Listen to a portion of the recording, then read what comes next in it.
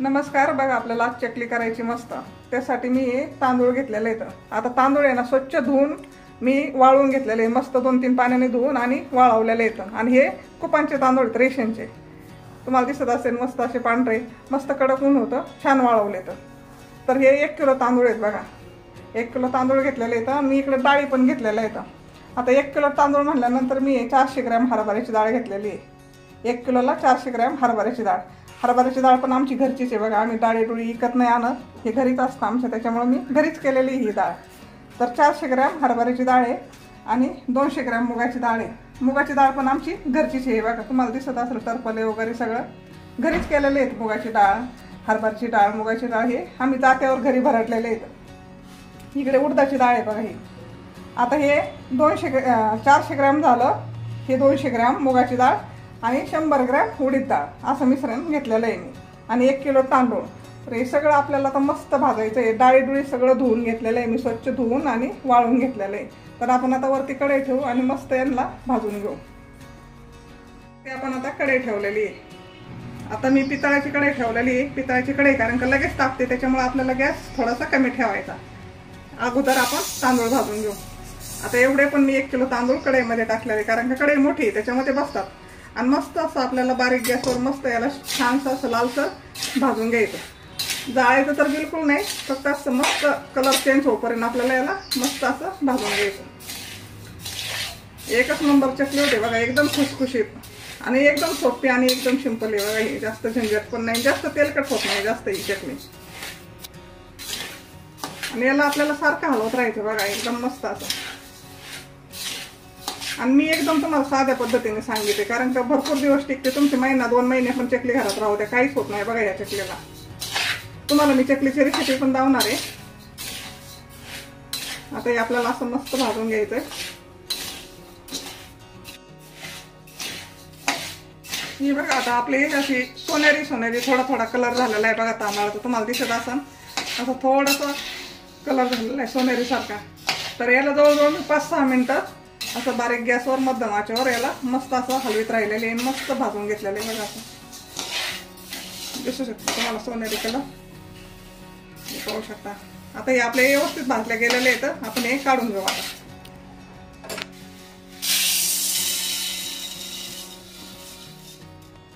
आता आपण हरभऱ्याची डाळ टाकूया.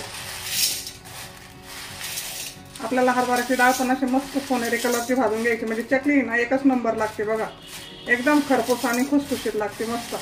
आपल्याला काय एखाद्या हॉटेलसारखी किंवा याच्यासारखी करायची नाही, आपल्याला मस्त अशी गावाकडच्या पद्धतीने छान अशी चकली बनवायची. याला पण असं मस्त हलवत राहायचं, नाही तर मग जळती. बघा त्याला सारखं हलवत राहायचं. तुमच्याकडून गॅस थोडासा जरी फुल जरी केला ना तुम्ही, असं सारखं हलवत राहायचं, म्हणजे एकसारखी छान भाजते. बघा डाळ पण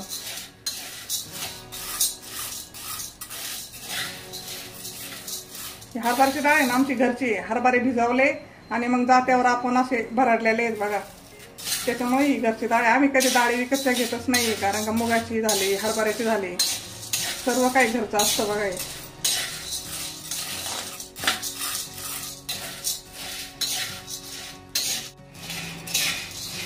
बघा आता मस्त असे सोनेरी कलर झालेला आहे डाळीचा पण.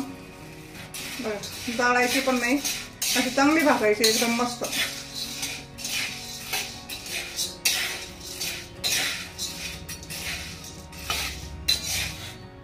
बघा असं मस्त भाजल्या गेलेले, छान असं वास सुटलाय खरपूस आणि एकदम मस्त. आता याला आपण काढून घेऊ.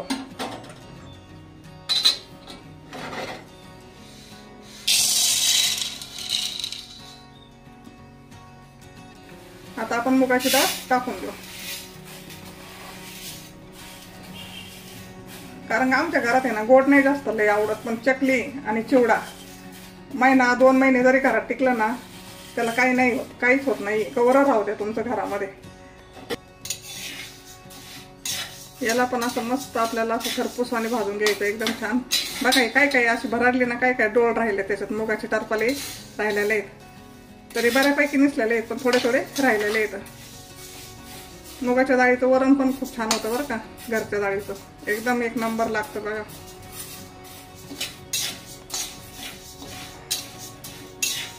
हे बघा छान असे मस्त सोनेरी कलर येऊपर्यंत आपण मस्त याला भाजून घेतलेलं आहे. आता आपण ही डाळ काढून घेऊ.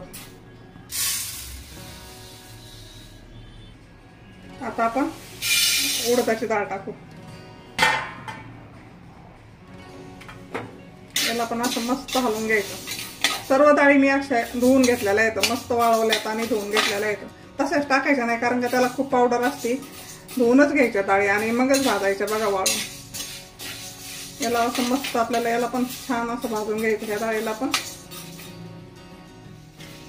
बघा ही पण मस्त अशी सोनेरी कलर मध्ये भाजलेली आहे, एकदम छान अशी.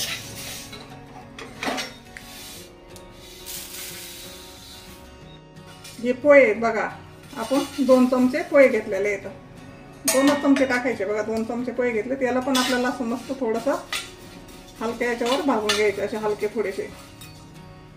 सर्व वस्तू आपल्याला भाजून घ्यायच्या याच्यातल्या, कोणतीच बिना भाजल्याची घ्यायची नाही. सर्व वस्तू आपल्याला भाजायच्या.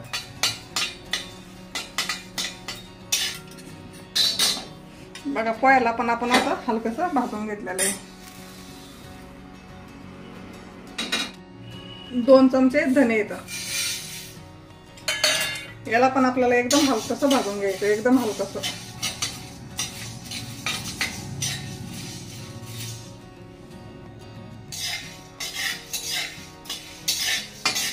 धन्याला जास्त लाल नाही होऊन द्यायचं आपल्याला, थोडस असं हलकस भाजायचंय एकदम.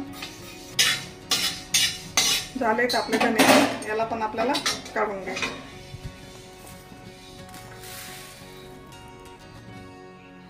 2 चमचे जिरे. याला पण आपल्याला एकदम हलकस भाजून घ्यायचं बघा.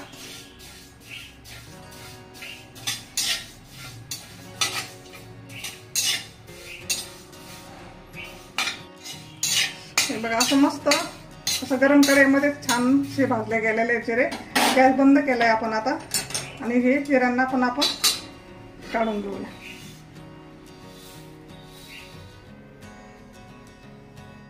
तर बघा आपण सर्व डाळी सर्व हे सगळं भाजून घेतलेलं आहे बघा असं मस्त एकदम. आता या डाळीला तुम्हाला असं गिरणीवरून दळून आणायचंय मस्त बारीक पीठ आणि मस्त चकली बनवायची. आता तुम्हाला याच्यामध्ये काहीच टाकायची गरज नाही. हे एवढंच एकदम परफेक्ट आहे चकलीसाठी. एकदम चकली तुमची खुसखुशीत होणार एकदम मस्त. तर बघा आता आपल्याला असं हे सगळं मिक्स करून घ्यायचं मस्त आणि गिरणीवरून दळून आणायचं आणि मग आता याची मस्त चकली बनवायची छान. असं सगळं. तर बघा एकदम मस्त झालंय आपलं हे. आता मी याला दळून घेऊन येणार आहे आणि नंतर चकली बनवणार आहे याची. तर बघा तुम्ही पण असंच करा आणि मस्त मस्त चकल्या पाडा. छान आवडला असेल तर नक्की सांगा. सबस्क्राईब करा. धन्यवाद.